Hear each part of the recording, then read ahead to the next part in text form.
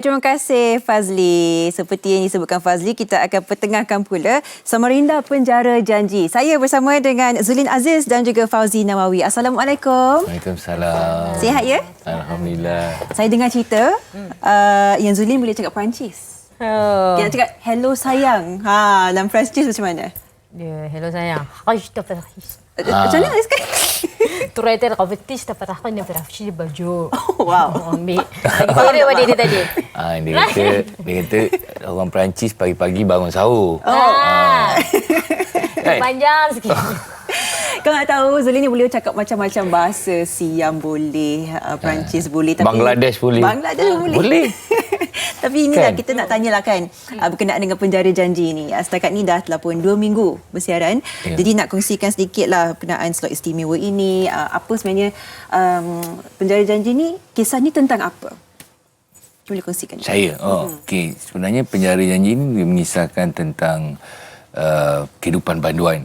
Dan di sebalik itu sebenarnya cerita ini dia banyak kisahkan tentang warda penjara. Yeah. Yang selama ini pakaian yang beruniform kita hanya nampak polis, bomber, pegawai trafik, tetapi jarang kita nampak tentang kehidupan warda-warda penjara ni.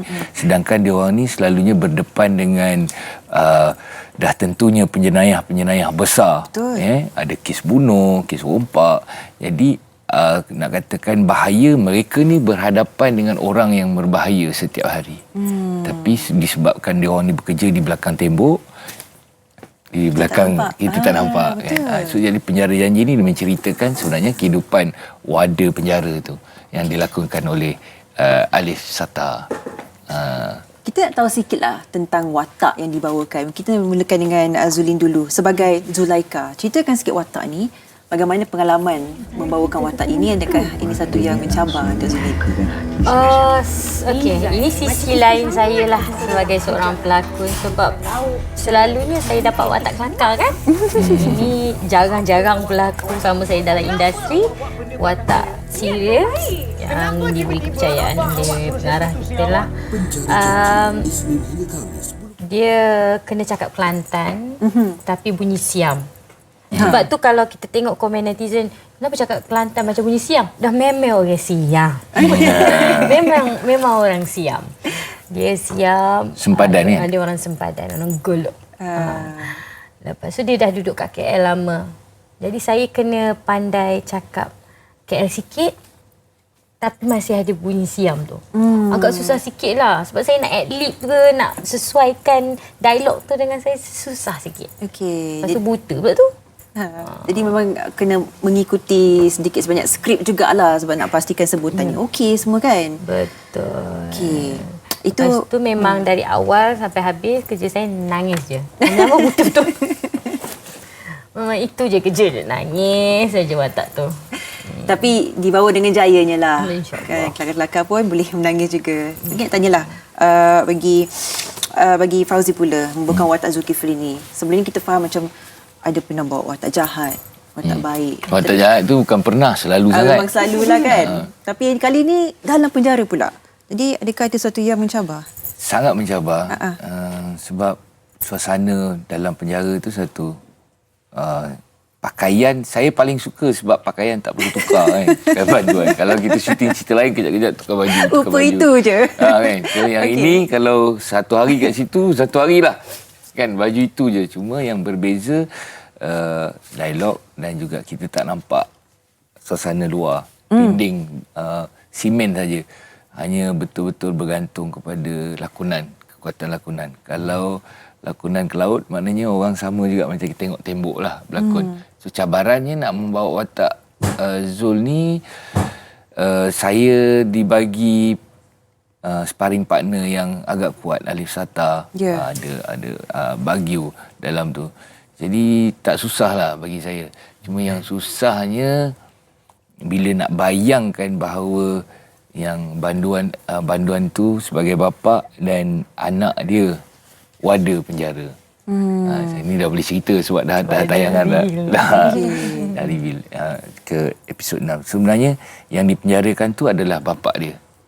So macam mana dia nak menghadap bapa dia seorang banduan. Wow. di dalam penjara tu. Itulah Dia banyak mainkan emosi kan? emosi. Uh-uh. Sebab saya macam watak Zul ni, dia rindukan anak dia. Dia tak pernah tengok daripada kecil yang dia sangka mati. Yang dia sangka budak tu dah mati waktu aksiden. Tapi sebenarnya dia adalah warda yang setiap hari berjumpa dengan dia. Tapi dia tak boleh nak sampaikan rasa rindu sayang dia sebab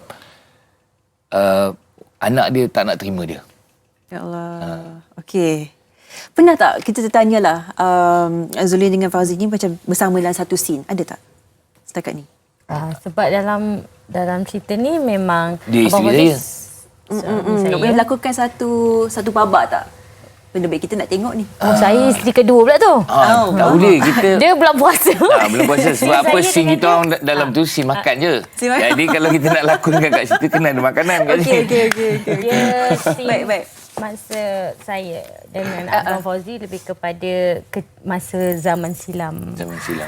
Yang jahat-jahat tu, yang sin-sin tak boleh dibuat di bulan puasa. Sebenarnya cerita dia yang terkahwin dengan dia ni sebab saya bekerja di sempadan Thailand, ambil dia sebagai jadi orang gaji jaga rumah.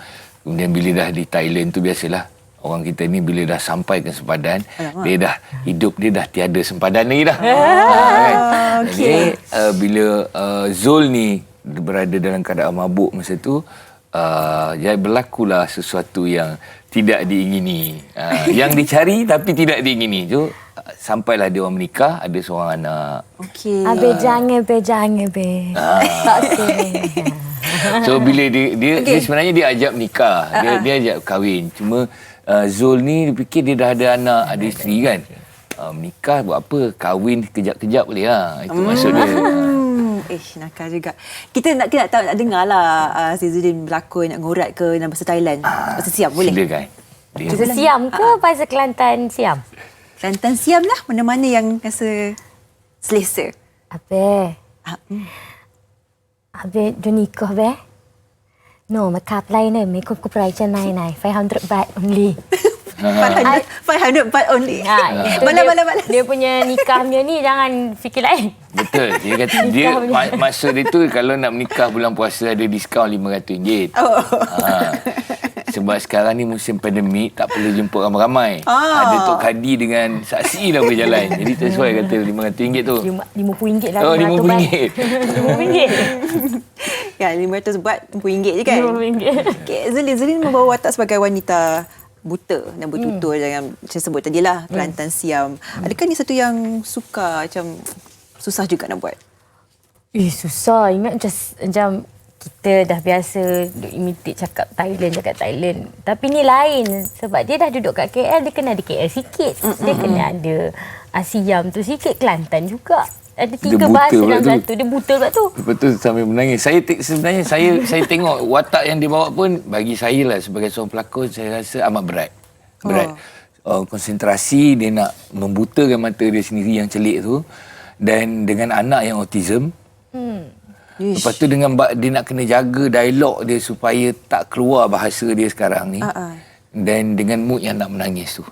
So dalam satu masa dia kena fokus 3 benda. Betul. Untuk dia dia sampaikan kepada penonton watak Zulaika ni. So far saya tengok episod sampai episod 6 ni saya teruja jugalah. Saya memang teruja lah dengan kebolehan dia. Hebatlah. Hebat. Sebab saya dah portray Zulin, bukan saya saja, semua orang akan portray dia ni sebagai seorang komedian. Kan? Dengan lawak dia, kalau dekat Instagram dia tu semua video-video tu hampir 90% semuanya yang komedi kan. So orang dah tahu dia komedi. Terbaiklah. Okey. Jadi kalau bagi mereka yang belum lagi start tengok Penjara Janji ni, satu kata-kata pendek untuk mereka, kena tonton mula sekarang juga, dan apakah yang menarik yang boleh kita expect lepas ni? Okey, saya nampak cerita Penjara Janji ni dia punya cutting point dia tak ada macam cerita Melayu sekarang. Memang producer dan juga pengarah dia ambil konsep cerita Korea. Yalah, sekarang kebanyakan orang suka cerita Korea kan. Jadi konsep penceritaan tu pun dah ikut cerita Korea. Okey. So dia yang belakang dikedepankan, yang depan dikebelakangkan. So nice. Cara editing tu dah lain.